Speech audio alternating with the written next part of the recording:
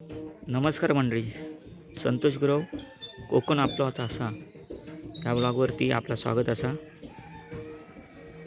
मी आज किंजवडे गावात माझ्या आजोळी मामांच्या गावी आहे.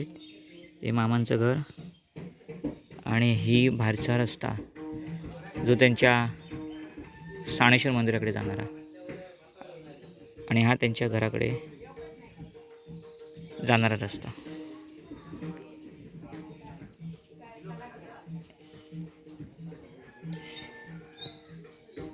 हे मामांचं घर. मी कालच माझ्या आईला घेऊन इकडे आलो. म्हणाली मला माझ्या भावाला बघायचं आहे. आहेत दोघे पण वयस्कर आता.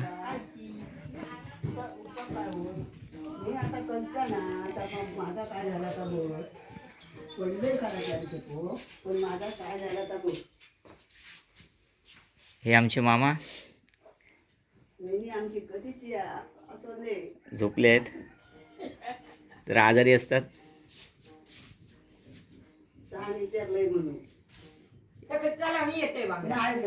ही मामी आमची ही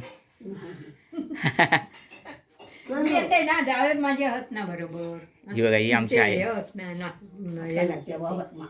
हे जावई बापू मामींची, आमची मामांची संतोष परब. ह्याच गावातले कोचरेकर म्हणून नाव आहे त्यांचं. आडनाव कोचरेकर नाही, परब. कोचऱ्याचे परब आहेत ते, पण त्यांना कोचरेकरच बोलतात. असं माहीत असताना तर मी तर पुढे येऊन दिला असते त्या कप्यात. माका भेटायचा होता पण मीच दिला असते, गाडी गेलेली ना. हा मामांचा मोठा मुलगा आनंद परब, जे आमच्या जेवणाची सोय करतायत. सकाळपासून काय ना काय नाश्ता बनवून आम्हाला हे केलेलं आहे, घातलं आहे. जरा काम चालू आहे घराचं, प्लॅस्टर लादी. ही जेवणाची रूम. हे सर्व जुनं आहे बांधकाम. मामाने न पाडता बांधलेलं आहे हे घर, न कोसळता बांधलेलं आहे हे सगळं काम.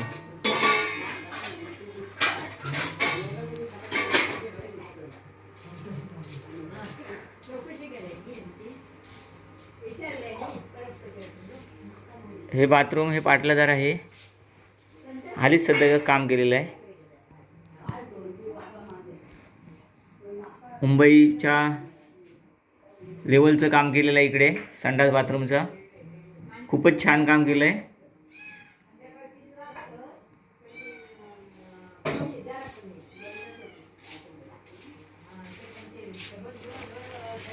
हे बघा, सकाळीच नाश्ता बनवला आहे.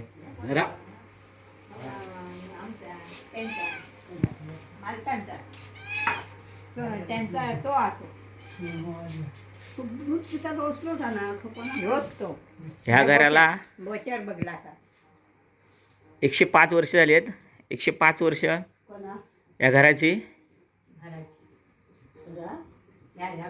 खूप जुनं घर आहे हे, परंतु आता नवीन रिनोव्हेशन केलं आहे त्याचं. न पाडता मामाने एकही भिंत न पाडता किंवा काहीच न करता त्यांनी बाजूला त्याचा बांधकाम करून त्याच्यावर उभं केलं आहे परत.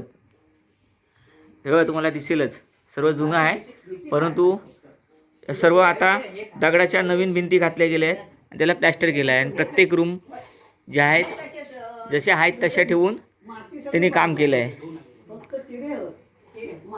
कलाकार माणूस आहेत माझे मामा, आणि त्यांना सरकारकडनं पेन्शन पण चालू आहे कलाकार म्हणून.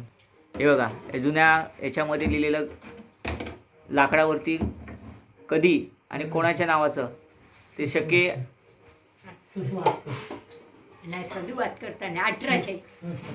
सकाराम सदाशिव वातकर असं नाव आहे या घराचं. आणि 1851 शके ह्या वेळी घर बांधलेलं. त्यावेळी शके लिहायचे, कारण ते मराठीनुसार त्या घराचं लिहिलं जायचं.